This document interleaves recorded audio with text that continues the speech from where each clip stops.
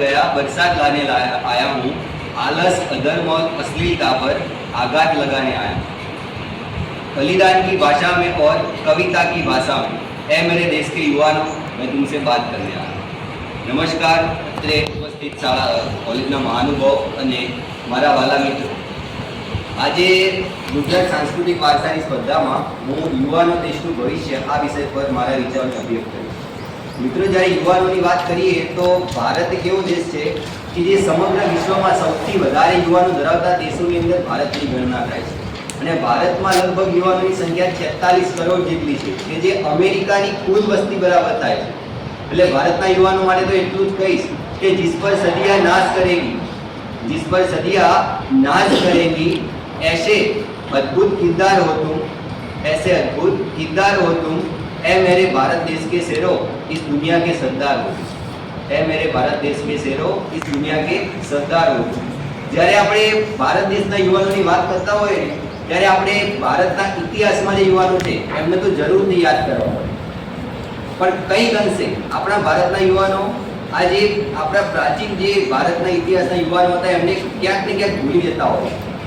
એવા યુવાનો કે જેમણે ભારતના વિકાસ માટે પોતાનું આખું જીવન બલિદાન આપી દીધું છે। तुम क्यों भूल जाते हो ऐसे रणवीरों के शमशीरों को, तुम क्यों भूल जाते हो ऐसे रणवीरों के शमशीरों को, आंख भी भेद देते थे ऐसे मछली की वो अर्जुन के तीरों को, आंख भी भेद देते थे मछली की वो अर्जुन के ऐसे तीरों को।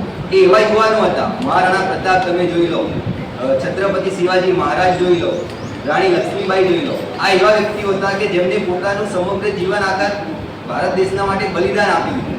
अने आजकालना युवानोनी आपणे वात करीए के ए युवानो के जे 21 वर्षनी उंमरे भारत देश माटे बधुं विचारता हता, ज्यारे अत्याરના उंमर जे युवानो छे ए 21 वर्षनी उंमरे मोबाइलमां गेम रमवामां पड़ी रह्या छे।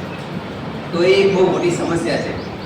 युवानोने तो એટલું જ કહીશ કે तुम हमेशा याद रखो, तुम हमेशा याद रखो वो क्या लोग थे, तुम हमेशा याद रखो वो क्या लोग थे, याद करो चंद्रशेखर को, तुम याद करो भगत सिंह को, वो जो युवान थे जो देश पर मर मिट जाते थे, और याद करो वो संभाजी को जो अपना घोड़ा लेके आते थे। एवा युवान राजा अकबरनी बात करीने आपणे 14 वर्षनी उंमरे एमने पोतानी गादी मळी गई थी અને 14 વર્ષની ઉંમરે એમને એવા યુદ્ધો કર્યા હતા કે જેની આપણે કલ્પના પણ ના કરી શકીએ।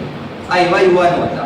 તમે ભગતસિંહ જોઈ લો, સુખદેવ જોઈ લો, રાજગુરુ જુઓ, બરાબર। આધ્યાત્મિકમાં જોવો તો સ્વામી વિવેકાનંદ તમે જુઓ, ગૌતમ બુદ્ધ, મહાવીર સ્વામી, નચિકેતા તમે જુઓ, આદિ શંકરાચાર્ય જુઓ। આ બધા એવા યુવાનો હતા કે જેમને નાની ઉંમરમાં બધું જાણી લીધું હોય। અને અત્યારના યુવાનો કે જે 30 વર્ષ સુધી પહોંચે તો બી એમને એટલી ખબર નહીં હોતી કે મારા જીવનમાં અત્યારે શું ચાલી રહ્યું છે। એટલે યુવાનો તો એ જ છે, આપણા ભારતની ધરતી તો એ જ છે। ભારતના અત્યારે ઘણા યુવાનો, વિરાટ કોહલી હોય, બરાબર, એના પછી પીવી સિંધુ, મિલ્ખા સિંહ હોય, આ એવા યુવાનો છે કે એ જ ભારતની ધરતી ઉપર પોતે આગળ વધ્યા છે। જે પ્રાચીન સમયમાં યુવાનો હતા એમની જેમ જ, પણ અત્યારના યુવાનો કંઈક બીજી જગ્યાએ અટવાઈ રહ્યા છે। હવે યુવાનો કઈ જગ્યાએ અટવાઈ રહ્યા છે ને એ મુખ્યત્વે 3 પરિબળો છે। એક છે વ્યસન, ફેશન અને ટેન્શન। આ 3 વસ્તુ મુખ્યત્વે જવાબદાર છે। હવે વ્યસન શબ્દ આવે એટલે સામાન્ય રીતે આપણા મગજને એમ જ થાય કે બીડી, સિગરેટ, આલ્કોહોલ આ બધું વ્યસન, પણ એના સિવાય સૌથી મહત્વનું જે પરિબળ છે લોકોને બગાડવા માટેનું જે વ્યસન, એ વ્યસન છે દીવા સ્વપ્ન। યુવાનો અત્યારે ઘણા પોતાના મગજના ખયાલી પુલાવમાં જીવી રહ્યા છે। સાહેબ વાત તમને કરું કે ઘણા યુવાનો અત્યારે એવા જોવા મળશે કે એમની છાતી આખી હશે, જો પોલીસની ભરતીમાં છાતી મપાવા જાય ને તો 2 જણાની છાતી બરાબર 1 છાતી થાય, પણ શર્ટના 4 બટન ખુલ્લા હોય સાહેબ, અને એ રીતે ફરતા હોય કે આપણે તો ગમે ત્યાં આવો કે બધાને પાડી દીધું। આ યુવાનોની કડવી હકીકત છે। આવું કેમ થઈ રહ્યું છે આપણે બહુ જરૂરી વિચારવું પડશે કે આવી પરિસ્થિતિ કેમ આવી રહી છે। આટલી સાચી વાત કરવાની આ વસ્તુ તો કેવી રીતે થાય કહો। અને આ ભારત દેશના યુવાને સૌથી વધારે બગાડ્યા હોય ને તો એ સોશિયલ મીડિયા। એવું નહીં કે આખા ભારત દેશના, સમગ્ર દુનિયાના દરેક યુવાનોને સોશિયલ મીડિયાના કારણે ઘણું બધું નકારાત્મક અસર થઈ છે અને આખી દુનિયા આની પાછળ વિચાર કરી રહી છે કે હવે આને કેવી રીતે રોકવી। ભારત દેશમાં સૌથી વધારે યુવાનો છે તો આ બધા યુવાનો સૌથી વધારે સોશિયલ મીડિયા વાપરે છે। સૌથી વધારે ગેમ્સની અંદર જે પૈસા નાખવાના હોય એમાં પણ ભારતનો પહેલો નંબર આવે છે। દર મહિને સામે 2,000 રૂપિયા ગેમમાં નાખે છે। ને બીજી વાત કરું ફેશનની, અત્યારના યુવાનોમાં એવો ક્રેઝ આવી ગયો છે કે જરૂર ના હોય તો પણ એ વસ્તુ આપણે અપનાવી લેવાની. લોકો દેખાદેખી કરવામાં એટલું માની ગયા છે કે એમના ઘરે ભલે ખાવા માટે કોઈ વસ્તુ ના હોય પણ બહારથી એમને મોટી વસ્તુ તો જોઈ છે. એમના જે રોલ મોડેલ હોય, યુવાનોને રોલ મોડેલ જેને બનાવવાના છે એને નથી બનાવી રહ્યા, અને એવા વ્યક્તિઓને રોલ મોડેલ બની રહ્યા કે જે એમના કરતાં ઘણા આગળ છે, ખાલી દેખાવો જ છે. એટલે ખાલી દેખાવામાંથી દૂર આવવાની જરૂર છે.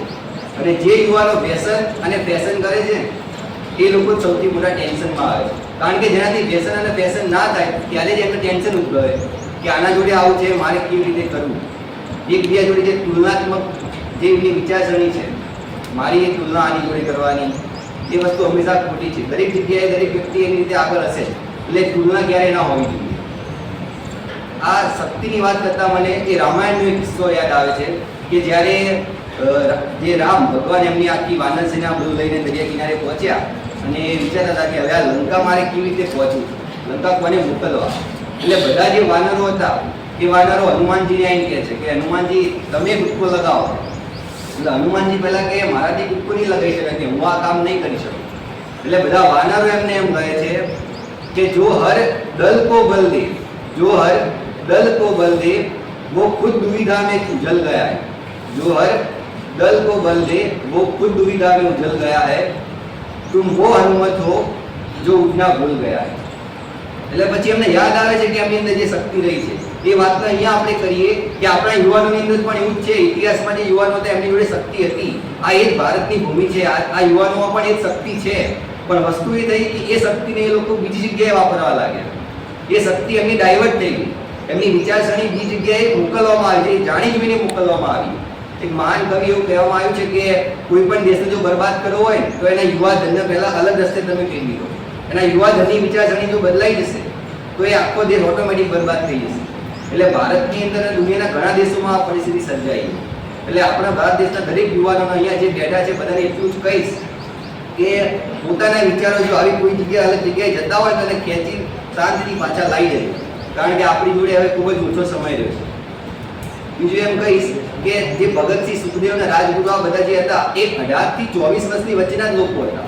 જો એ સમયે લોકો ભારત દેશ માટે કંઈક કરવાની અને ફાંસીએ ચડવાની હિંમત ધરાવતા હોય તો આપણે કેમ ના ધરાવીએ. એટલે આપણી વિચારસરણી પણ આપણે એ પ્રમાણે રાખવાની ખૂબ જ જરૂર છે. અંતે મારી વાણીને વિરામ આપતા એટલું જ કહીશ કે ભગતસિંહ સા જોશ ભરો, ભગતસિંહ સા જોશ ભરો, ભગતસિંહ કે વંશજ હો तुम, भगत सिंह के वंशज हो तुम, भगत सिंह सा जोश भरो, अंबर में दोनों हाथ धरो, भारत माँ का जय घोष करो. अस्तु. जय हिंद.